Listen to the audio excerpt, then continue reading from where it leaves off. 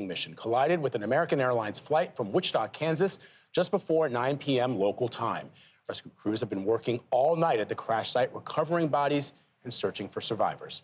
Nicole Skanga is at a presser that is taking place right now. Yeah, this presser happening imminently, and earlier today we heard from law enforcement agencies across the capital region about just how expansive this search and rescue mission has been, with over 300 personnel on the ground and in the water. Of course, the big question remaining, are there any survivors? How many bodies have been recovered? A law enforcement source telling CBS News that at least 30 bodies have been recovered from the icy Potomac, waiting on official confirmation here from authorities just regarding how much debris, how many individuals they were able to actually pull from the water here. And authorities could also tell us a little bit more about when we will switch from this being a search and recovery mission to specifically more of a salvage mission. We know that investigators are also on the ground with the NTSB, the National Transportation Safety Board. They are the lead on this investigation, and we are waiting to hear what they were able to recover on the scene, what they'll be looking for. Of course, we know that investigators right now are very focused on why this Army Black Hawk helicopter was flying at such a low altitude near the airport. Everyone asking that question today. Beyond that, of course, we know that there were 60 passengers and 4 crew members aboard the plane, in addition to 3 Army soldiers in that Black Hawk. But we know few details regarding who was on that flight, so hoping that authorities might also share a little bit more with us about some of those victims there. Still so many questions, Nicole. Thank you so much. Stand by a second. Let us know when that press conference starts. But for now, let's go to our senior transportation correspondent, Chris Van Cleve. Chris? Adriana, those helicopters are supposed to fly at 200 feet or less when they approach the arrival pattern or the departure pattern for Washington Reagan Airport. We were up in the D.C. police helicopter just a couple of weeks ago ahead of the inauguration, and when we approached the area that was under Reagan Tower control, we very quickly descended from about 850 feet down below 200 feet for that very reason, to be out of the way of the commercial airline traffic that was operating. So one of the things that investigators are going to want to try to understand here is if the preliminary flight data is correct, why the helicopter appears to perhaps have been above that 200-foot, what I would call a hard deck, if you will, for those helicopters. Obviously, a priority is going to be getting the black boxes, the cockpit voice recorder, the cockpit data recorder. There was some reports last night that a team thought they may have found at least one of them. So that may be an update we get today from the NTSB. Back inside to you, Adriana. All right, Chris, thank you so much. And we are now looking at this press conference that's about to begin. D.C. Mayor Muriel Bowser is at the podium. Let's listen in.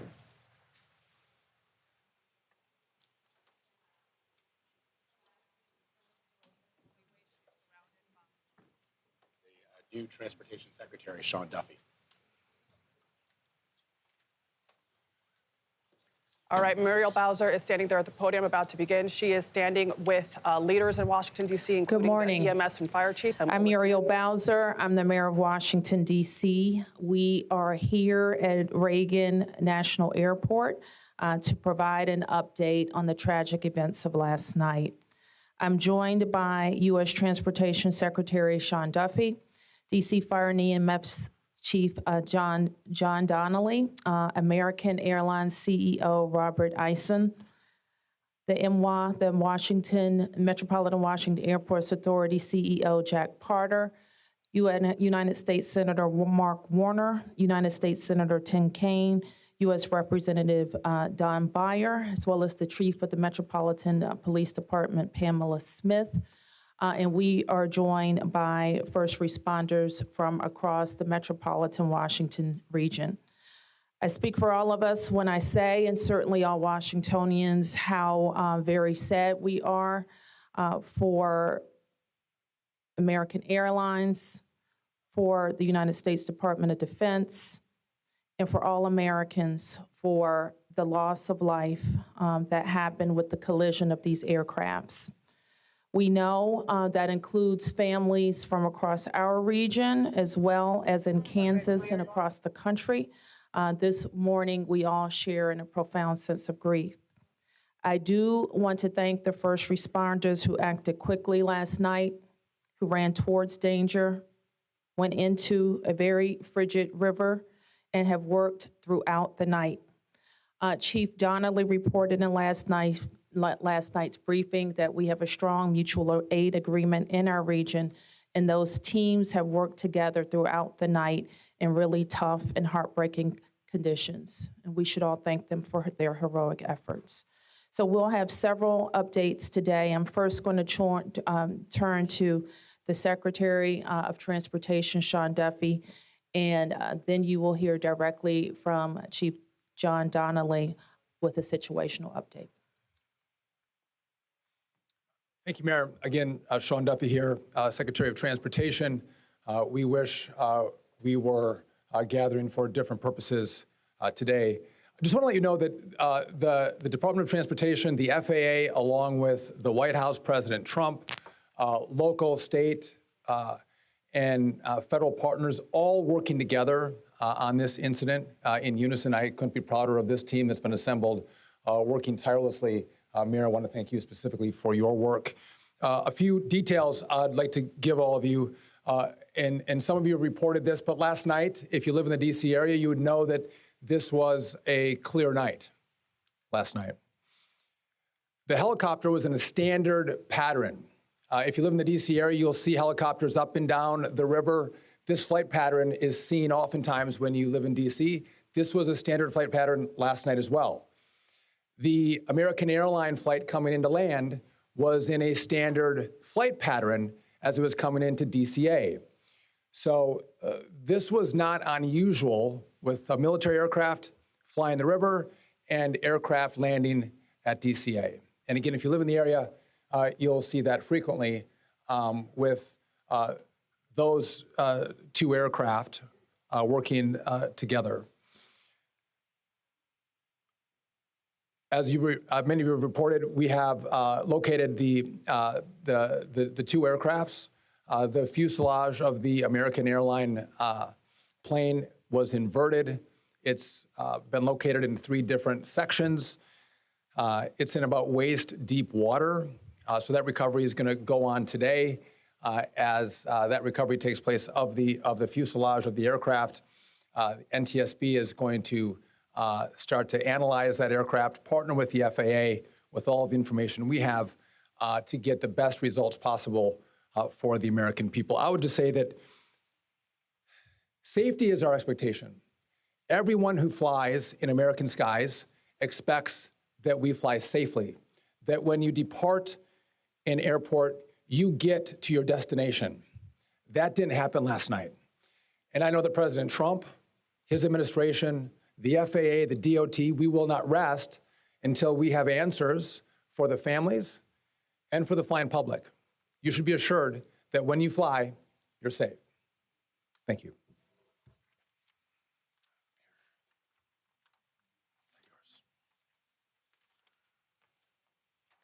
Thank you, Secretary. Thank you, Mayor. I'm joined today with Fire Chief Bonnet from the Metropolitan Washington Airports Authority, and I'm John Donnelly, Chief of the District of Columbia Fire and EMS Department. Last night at 8:48, the control tower sounded an alert, which alerts responders to respond to a report of an aircraft crash on or near the airport. That sets off an immediate response from the Airport Authority Fire Department, from the District of Columbia and Metropolitan Harbor Patrol fire boats and other fire boats on the river in order to support that type of operation. Very quickly, this call escalated. It became apparent, the responders realized that they had a plane crash and immediately escalated to a response that ultimately included about 300 people last night. These responders found extremely frigid conditions. They found heavy wind. They found ice on the water, and they operated all night in those conditions. I'd like to take a moment to acknowledge the agencies that responded in addition to DC Fire and EMS and the Metropolitan Washington Airports Authority: Montgomery County Fire Department, the Prince George's County Fire Department, the Charles County Fire Department, the Baltimore County Police Department, the Anne Arundel County Fire Department, the Alexandria Fire Department, the Arlington County Fire Department, the Fairfax Fire Department, the Prince William Fire Department, the Baltimore City Police Department, the Maryland State Police, the Maryland Natural Resources Police, the Department of Defense, the Joint Base in Bowling Fire Department and the staff there, the U.S. Army, the U.S. Coast Guard, the United States Park Police, the Metropolitan Police Department, the FBI, and the NTSB. Despite all those efforts, we are now at a point where we are switching from a rescue operation to a recovery operation. At this point, we don't believe there are any survivors from this accident, and we have recovered 27 people from the plane and 1 from the helicopter. The District Office of the Medical Examiner has lead on reuniting these bodies and these people with their loved ones, and we will continue to work to find all the bodies and collect them and reunite them with their loved ones. We should also acknowledge that the Virginia Medical Examiner and the Army Medical Examiner are involved in this operation and a very important part of getting people identified. So.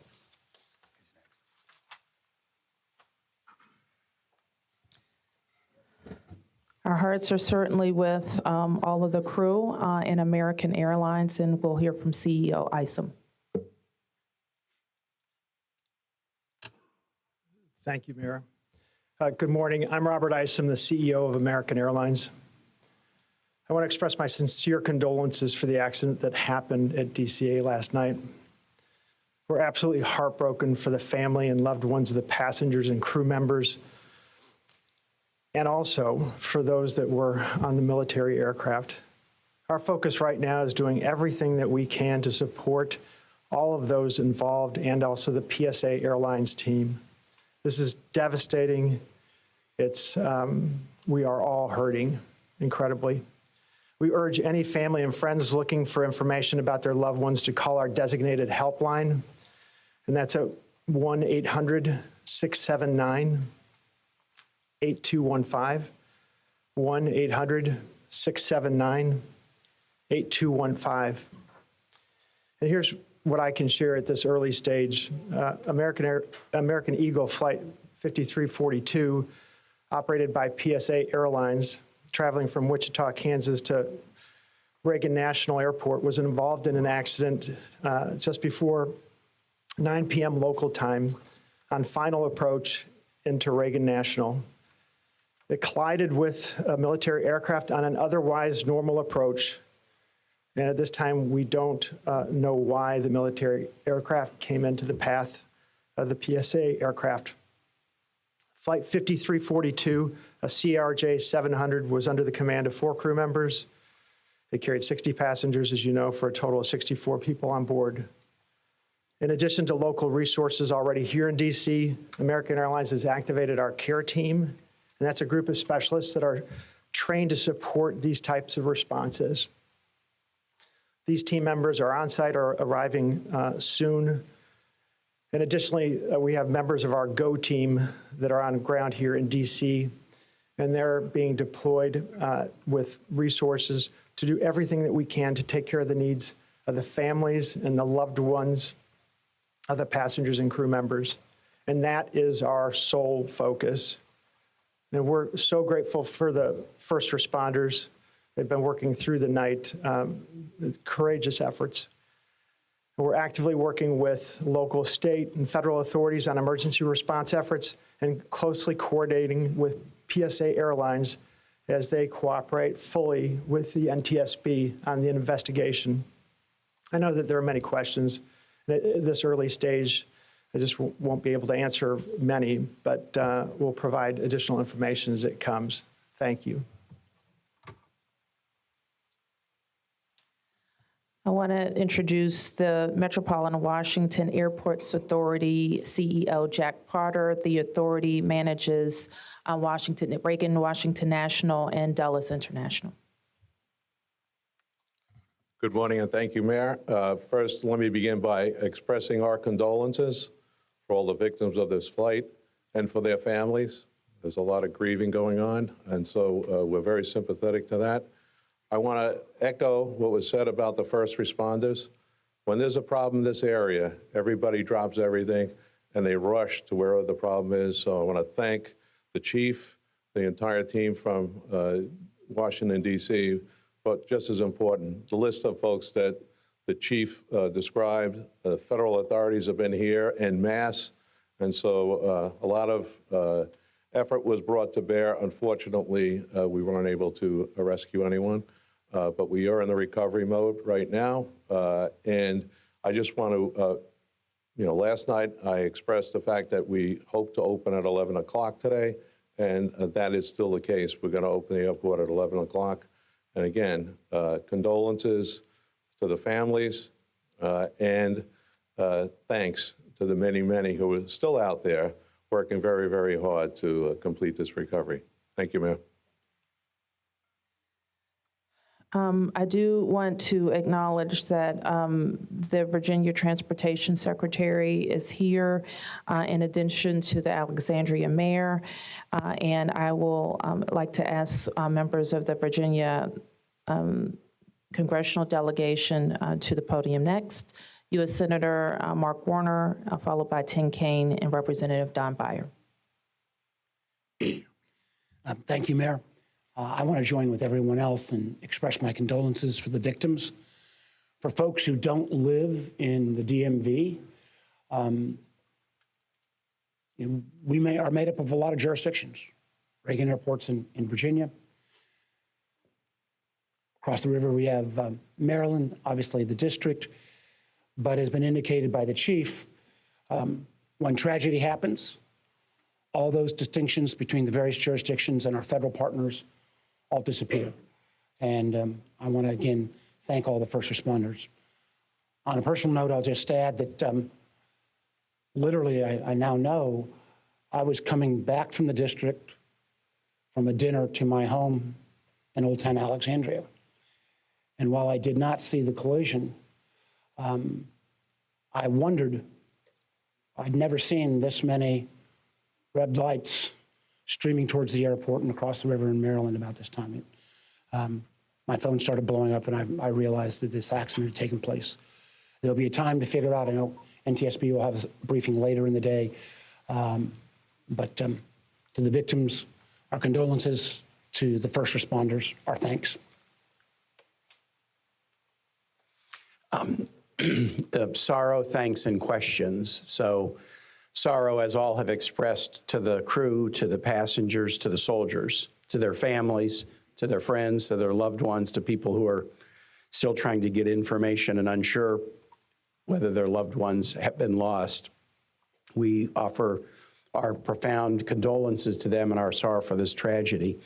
Thanks. I'll echo, Mayor, what you began with. When you see a challenge like this and you see people from so many different agencies, local, state, federal, with different uniforms, different badges, but working in such a coordinated way, even in the midst of a tragedy, it does give you a sense of appreciation and pride in people's willingness to come to the danger and work together. And I started to see that as a local official 30 years ago in Richmond, and definitely have seen it here. And then finally, questions. There are going to be a lot of questions, obviously, a lot of questions. And that's what the NTSB's job is to be an independent investigator of incidents like this. And they are here. We were in dialogue with them earlier today. They've been here since they got the alert, and they will be doing the work and playing lead in answering the many questions that we have. And that's as it should be. It's not a time to speculate. It's a time to investigate and get answers to the questions we need. And I have confidence that will be done. Thank you. Following up on the Senator, I think grief, thanks, and service, with millions and millions of Americans traveling every year, we are all grieving, knowing that it could have been our loved ones, it could have been us. And our hearts go out to all those who have lost folks. In a most partisan place also, I'm really thankful that Democrats and Republicans, people from all over, have come together to try to make sure that people are served. As a local representative, I want the families to know that our office is available to serve you in any way we possibly can through this time of grief and transition and loss. And then also just note that we're deeply grateful for the people who risked their lives last night on a moment's notice and spent the whole night on the river in the ice and the wind, serving us. And then finally, as Senator Kane, Senator Warner noted, after the NTSB investigation, we've got to make sure that at the federal level and with the support of Virginia, Maryland, D.C., we're doing everything we can to make sure this does not happen again.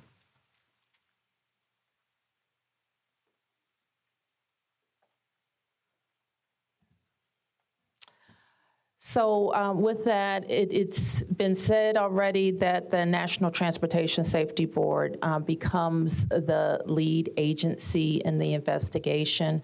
Our jurisdiction and D.C., where the crash occurred over the river, concludes as we, in the leadership role of the Unified Command, as we shift to a recovery effort. We expect the National Transportation Safety Board to provide briefings to the press later in the day. So at this point, we can take a few questions. Yes.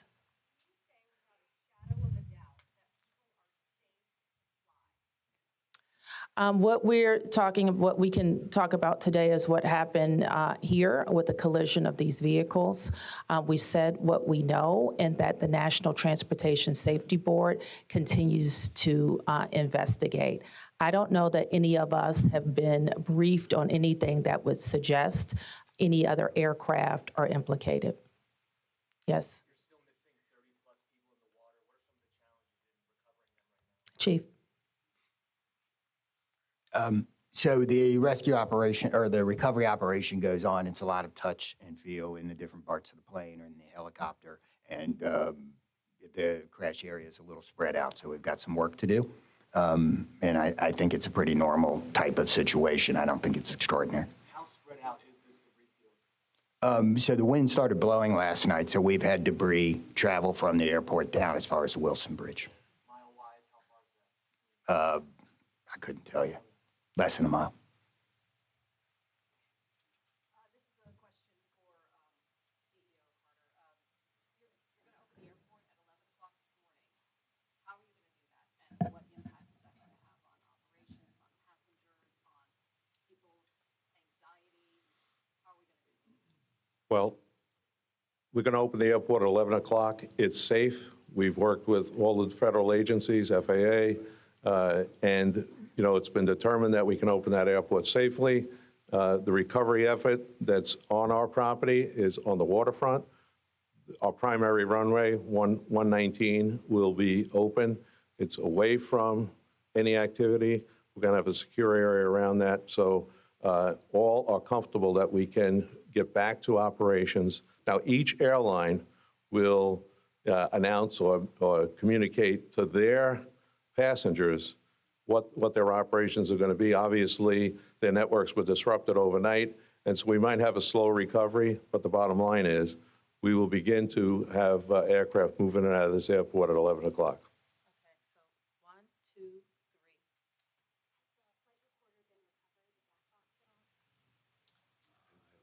I don't think we can say anything about what's in NTSB's purview. You mentioned the airport opens 3 hours from now. There's a lot of helicopter traffic from the military, U.S. Park Police, and all that. Will helicopters be flying right through here as well, beyond the recovery efforts? I don't know the answer to that. Jack, do you have anything to add? We don't have anything to add about that. Yes.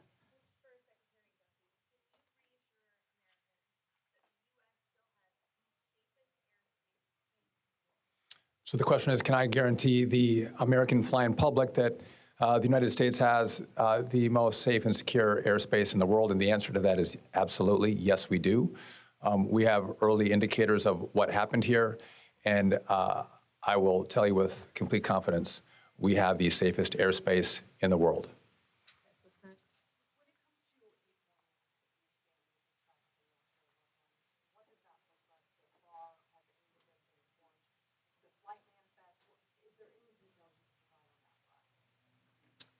Can you add anything?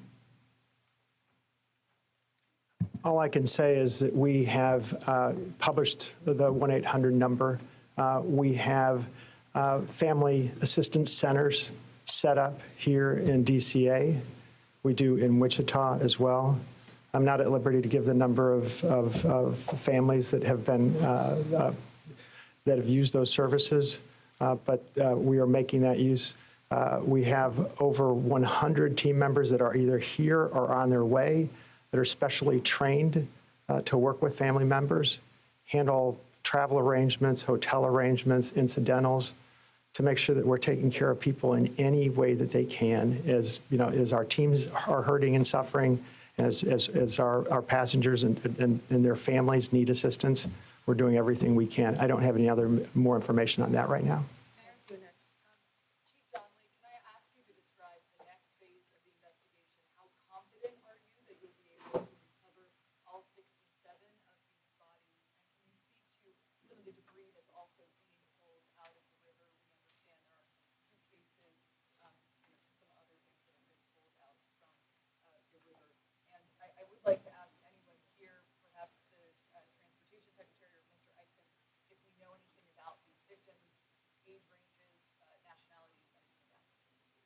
So the next phase of this operation is going to be led by the NTSB. All of us are working together, though, to search the area and to find the victims. I'm confident that we will do that, and that will take us a little bit of time, though. It may involve some more equipment. As far as the things being collected, I don't have personal knowledge. I know that we have been collecting debris that you would expect to see from a plane. So the question is about the victims. The NTSB is going to lead that portion of the contact with the victims. I believe American is going to be involved with that as well, and so will the FAA and the Department of Transportation. Secretary Duffy, we're going to take some questions over here. 1, 2, 3, 4. Yep. First, Secretary Duffy, the flight path that the helicopter was on, is that a common flight path, and is it normal for helicopters to get clearance to cut across busy approach paths? So I don't know if you all could hear the question. It's a question about the flight path of the helicopter. I don't want to go into too much detail about the information we have from the FAA, but obviously it is not standard to have aircraft collide. I want to be clear on that. But prior to the collision, the flight paths that were being flown from the military and from American, that was not unusual for what happens in the DC airspace. And as this investigation moves forward, we will be able to provide more information to you about the details of that statement.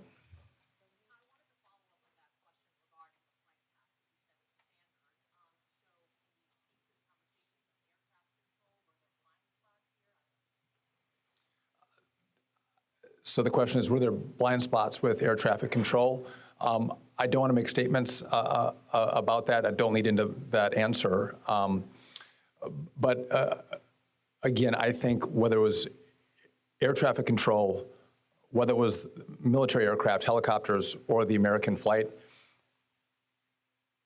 everything was standard in the lead up to the crash. Now, obviously, something happened here. You'll get more information and more details as this investigation moves forward. We'll learn what happened. But again, those who live in the DC area, we see military helicopters fly up and down the river. It's a standard path that they fly. They're used to aircraft landing at DCA, and there's a procedure in place because this happens every day. Something went wrong here. I look forward to the time and point when we can give you that information, but I don't want to comment on that right now.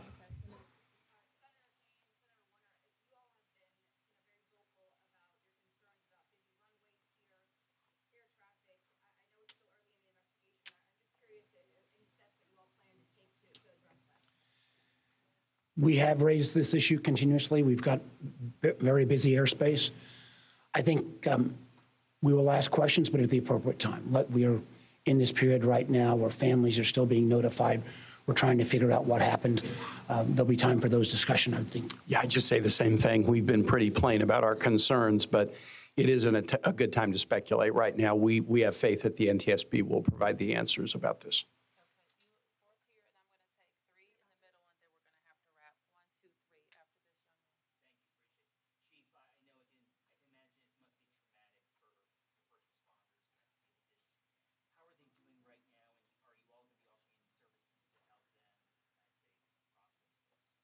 So thank you for the question. Our first responders are resilient people, but yes, this call will be hard for them. Our peer support teams are already engaged with the responders, and we'll be following up on that to make sure that they're okay. But I think the concern is real.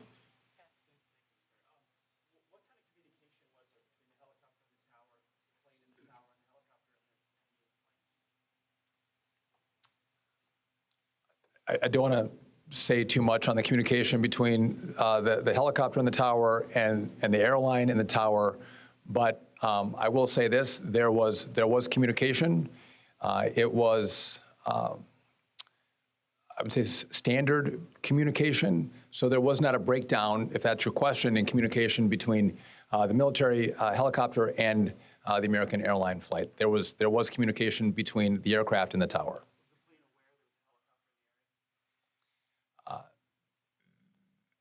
I would say the helicopter was aware that there was a plane in the area.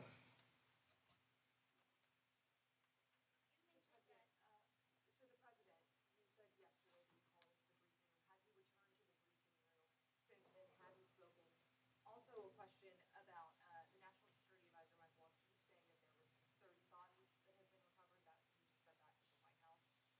Curious, I know you're in this presser right now, so that's hard for you to update. But I do have a question on poses. I can do the body. I'll do the body first. So in terms of body recovery, as we recover bodies, we have a process, and we're not counting any bodies until they're in the possession of the medical director. So there may be some fluctuating in numbers that other people would report, but our numbers from the medical examiner. So just in regard to the president, in the briefing room, I've been with this team for the last hour plus as we've worked through the details of the information we wanted to give you. But it is my understanding that either this morning he was going to be in the Situation Room, or the Situation Room is obviously briefing the president. He has been kept in full appraisal of what is taking place. Okay, last two, you and you ma'am, first. You mentioned that the aircraft was on a standard flight pattern. Just curious, when the airport opens at 11 today, will planes be on that flight pattern again, or are they being directed to fly a different way? Jack, do you want to mention it? Well, I mean, safety is paramount, and I don't have that information quite yet from the FAA, so I don't want to provide an information I don't want to provide an answer or inaccurate information on what routes will be flown out of DCA. Last one. Two questions really quickly. What do you know about the experience and history of the pilots of both the American Airlines plane and the Army Black Hawk helicopter?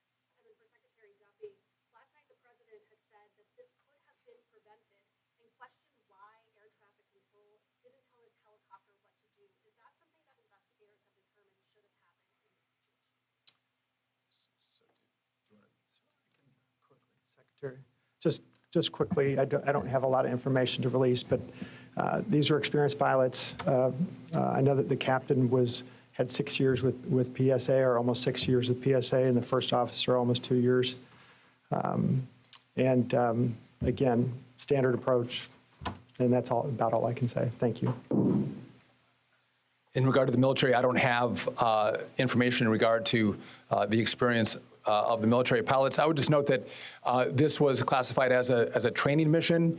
Sometimes people could think that a training mission is someone who is inexperienced in the cockpit. We call these missions that are flown in the DC area, as our pilots are getting hours in experience, training missions. So don't read into that we had how many hours the pilots on the military aircraft had. And you had another question for me that was. Last night the president had said Yep. that this could be prevented, and also that air traffic control questioning why they may not have communicated with the helicopter telling them what to do. We are going to wait for all the information to come in from this vantage point, but to back up what the president said, what I've seen so far, do I think this was preventable? Absolutely.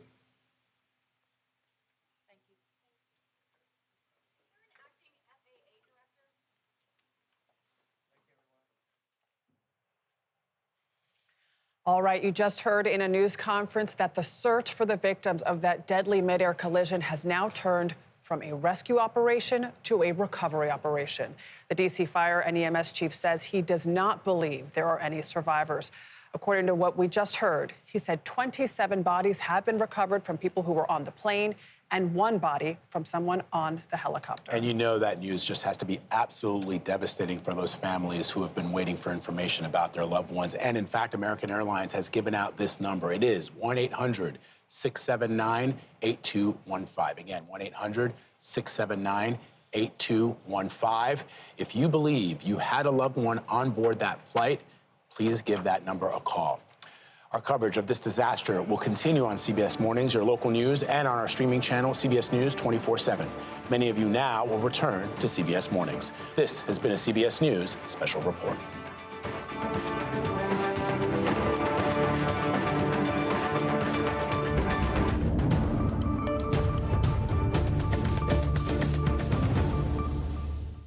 We've been watching a CBS News special report on the deadly midair collision near Reagan Airport, just outside of Washington. I'm Errol Barnett at the CBS Broadcast Center here in New York.